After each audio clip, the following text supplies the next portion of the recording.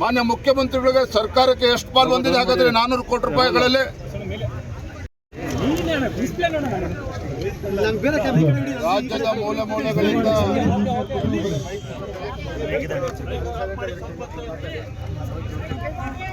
ರಾಜ್ಯದ ಮೂಲೆ ಮೂಲೆಗಳಿಂದ ಸಾವಿರಾರು ಸಂಖ್ಯೆಯಲ್ಲಿ ಯುವಕ ಯುವತಿಯರು, ವಿದ್ಯಾರ್ಥಿನಿಯರು, ನಮ್ಮ ಯುವ ಮುಖಂಡರಾಗಿರುವಂತಹ ಕಾಂತಕುಮಾರ್ ಅವರ ನೇತೃತ್ವದಲ್ಲಿ ಹೋರಾಟವನ್ನು ಇವತ್ತು ಪ್ರಾರಂಭ ಮಾಡಿದ್ದಾರೆ. ಅವರ ಬೇಡಿಕೆಗಳು ಇದು KPSCನಲ್ಲಿ 400 ಪಶು ವೈದ್ಯಾಧಿಕಾರಿಗಳು ನೇಮಕಾತಿಯಲ್ಲಿ ಏನು ಹಗರಣ ಆಗಿದೆ, ಒಂದು ಪೋಸ್ಟ್ಗೆ 80 ಲಕ್ಷ 90 ಲಕ್ಷ ಲಂಚದ ಬೇಡಿಕೆನ ಇಟ್ಟಿರ್ತಕ್ಕಂಥದ್ದಷ್ಟೇ ಅಲ್ಲ, ನೇಮಕಾತಿಯ ಪ್ರಕ್ರಿಯೆ ಕೂಡ ಪೂರ್ಣ ಆಗಿದೆ. ಸುಮಾರು 400 ಕೋಟಿ ರೂಪಾಯಿಗಳ ಹಗರಣ ಇದು.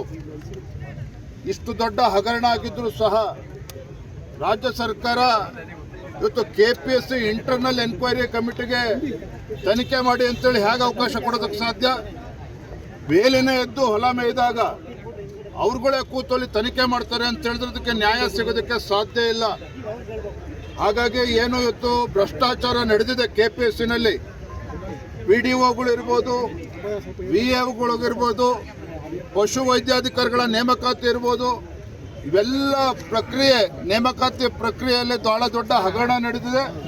ಇವೆಲ್ಲವನ್ನೂ ಕೂಡ ಸಂಪೂರ್ಣವಾಗಿ ನ್ಯಾಯಸಮ್ಮತವಾಗಿರುತ್ತಾ ತನಿಖೆ ಆಗಬೇಕು ಅಂತ ಹೇಳಿದ್ರೆ CBIಗೆ ಕೊಡಬೇಕು ಅನ್ನುವ ಆಗ್ರಹ ಅವರು ಕೂಡ ಮಾಡ್ತಾ ಇದ್ದಾರೆ. ವಿದ್ಯಾರ್ಥಿ ಸಂಘಟನೆಗಳು, ಭಾರತೀಯ ಜನತಾ ಪಾರ್ಟಿಯು ಕೂಡ CBIಗೆ ತನಿಖೆ ಕೊಡಬೇಕು ಅಂತ ಆಗ್ರಹ ಪಡಿಸ್ತಾ ಇದ್ದಾನೆ. ಮತ್ತೊಂದು ವಿಚಾರ ಸಚಿವರು ಮಾತನಾಡಿದ್ರು ಅಂತ ಕೇಳಿದ್ದೇನೆ. ಕೆಲವರೆಲ್ಲ ನಮ್ಮ ಸರ್ಕಾರ ಇದ್ದಾಗ ನೇಮಕಾತಿ ಆಗಿದೆ ಅಂತೇಳಿ ನೋಡಿ, ಭ್ರಷ್ಟಾಚಾರಕ್ಕೆ ಯಾವುದೇ ಸರ್ಕಾರದಲ್ಲಿ KPSC ಮೆಂಬರ್ಸ್ ನೇಮಕಾತಿ ಆಗಿರಲಿ, ಭ್ರಷ್ಟಾಚಾರನೇ. ಯಾಕೆ ರಾಜ್ಯ ಸರ್ಕಾರ ಮೀನಾಮೇಷ ನೋಡ್ತಾ ಇದೆ CBI ತನಿಖೆ ಕೊಡೋದಕ್ಕೆ? ಮಾನ್ಯ ಮುಖ್ಯಮಂತ್ರಿಗಳಿಗೆ ಸರ್ಕಾರಕ್ಕೆ ಎಷ್ಟು ಪಾಲು ಬಂದಿದೆ ಹಾಗಾದ್ರೆ 400 ಕೋಟಿ ರೂಪಾಯಿಗಳಲ್ಲಿ? ಹಾಗಾಗಿ ವಿದ್ಯಾರ್ಥಿ ಜೀವನ ಜೊತೆ ಏನು ಚೆಲ್ಲಾಟ ಆಡ್ತದೆ ಕಾಂಗ್ರೆಸ್ ಸರ್ಕಾರ, ಇದಕ್ಕೆ ಇತಿಶ್ರೀ ಆಡಬೇಕು ಅಂತ ಹೇಳಿದ್ರೆ, ಭ್ರಷ್ಟಾಚಾರಕ್ಕೆ ಇತಿಶ್ರೀ ಆಡಬೇಕು ಅಂತ ಹೇಳಿದ್ರೆ KPSCನಲ್ಲಿ ಸುಧಾರಣೆಗಳನ್ನು ತರಬೇಕಾಗ್ತದೆ. ಸದನದಲ್ಲಿ ಸಮಗ್ರವಾಗಿ ಚರ್ಚೆನೂ ಕೂಡ ಆಗಬೇಕಾಗುತ್ತೆ. ಜೊತೆಗೆ ಹಗರಣ CBIಗೆ ಕೊಡಬೇಕಾಗುತ್ತೆ. ಪಾಪ ಅಲ್ಲಿ ನೋಡ್ತಾ ಇದ್ರಿ, ಇವತ್ತು ಅನೇಕ ವಿಕಲಚೇತನರು, ದೈಹಿಕ ಶಿಕ್ಷಕರು ಕಳೆದ 20 ವರ್ಷದಿಂದ 15 ವರ್ಷದಿಂದ ಆಗಿಲ್ಲ, ಸಂಗೀತ ಶಿಕ್ಷಕರ ನೇಮಕಾತಿ ಆಗಿಲ್ಲ,